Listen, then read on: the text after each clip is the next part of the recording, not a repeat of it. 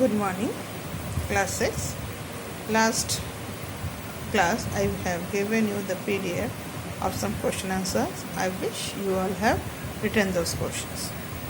Now, starting with the chapter, today I will make you understand what is mixed substance. Mixed substance is a mixture made up of two or more pure substance which is fixed with no fixed composition and properties. It is made up of different types of molecules and atoms. The compound or the substance that makes up a mixture retain their individual properties. That means if whatever elements or molecules are there, they have their own properties, own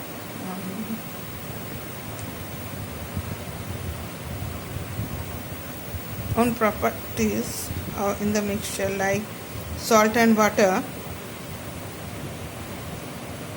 You can have the taste of salt and sugar, both salt, sugar, water. So they are having their properties. You will find the properties in it. Now when we mix flour with water, also dough is made. That also have their own properties. Now next is elements. What are elements? These are pure substance made up of same type of atoms. There are all total 108 known atoms, elements in the nature. Every element is made up of same type of atoms, and in the nature there are till now 118 have been discovered. Few of them are common, named as hydrogen, nitrogen, carbon. You all have heard about it. Oxygen, sodium, magnesium, phosphorus, sulfur, potassium, calcium, iron, silver, gold, mercury, etc. Different elements are made up of different types of atoms. Atoms of certain elements join to form molecules of that element. For example, two atoms of oxygen combine to form oxygen molecule. Every substance is forming by joining small pieces of atoms into a molecule, and then it takes a piece of a substance. Like hydrogen, helium, most of them abundantly found in elements in the entire universe. Heat, light we get from sun. Due to hydrogen and helium, we get this heat and sun.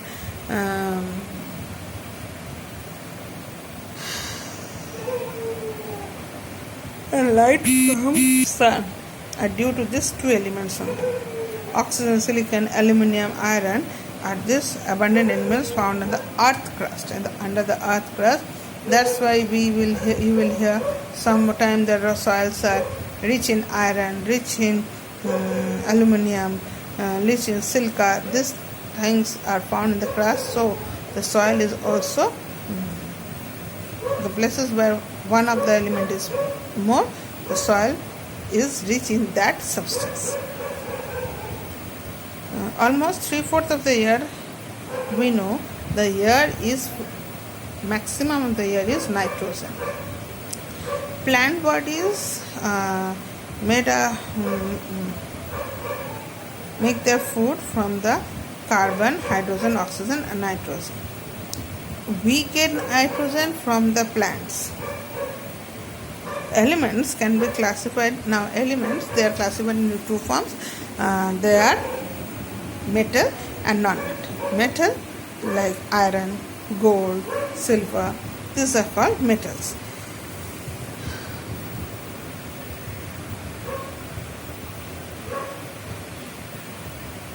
Metals have properties like hard. They are hard, solid at room temperature, but when it is like gold, when it is heated at a certain temperature, it melts. In this metal, sodium is a metal which is soft and can be cut with knife. Mercury is a metal but exists in a liquid form. You can find mercury in the thermometer. You can see it is liquid. That's why when it is coming in contact with the body heat, it increases. The metal, all this metal have a melting point.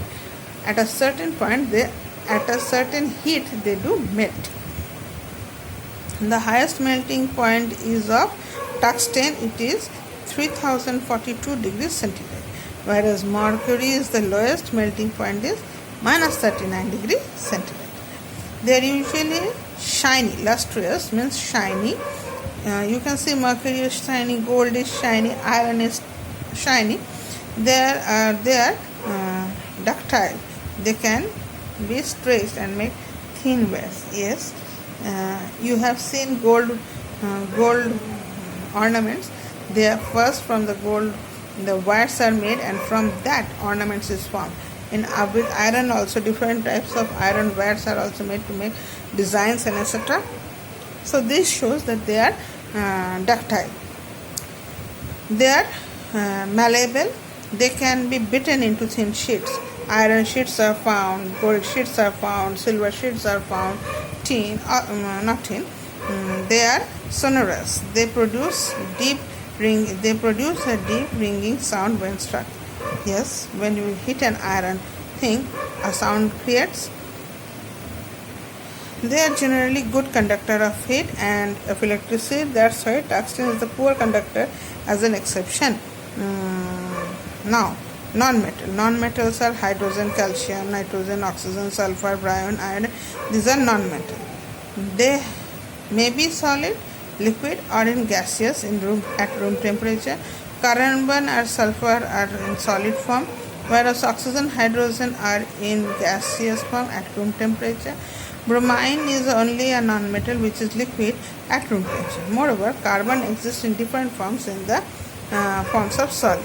The soft shoot of a diamond. Now, diamond is a carbon that is in a solid form. It is the hardest solid found in nature, that is carbon. They have low melting and boiling point except diamond and graphite. They are usually non-lustrous. We cannot pull them, or we can they are not shiny. Diamond, after cutting only it becomes shiny, otherwise it is like a normal stone or a chip.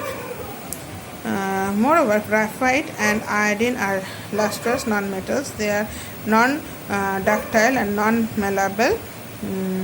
They cannot be beaten, and sheet cannot be made. Thin wires cannot be made. Non-metals exist in a solid and are brittle means they break into pieces when hit with a hard object such as hammer. They are non-sonorous. They do not make sound. Yes, oxygen does make sound. No, they are bad conductor of heat and electricity. Graphite, who is nothing but carbon, is an exception. It is a good conductor of electricity. Next come metalloids. Let's start with metalloids.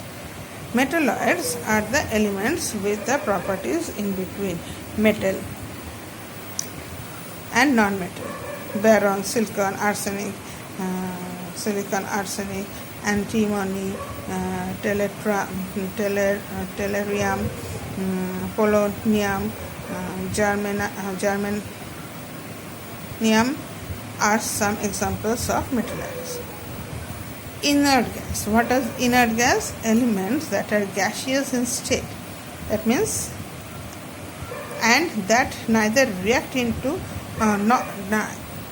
elements which are gaseous in state, but they are not. They neither react nor undergo any chemical changes. Usually, are called inert gases and noble gases: helium, neon, argon, krypton, xenon, and radon.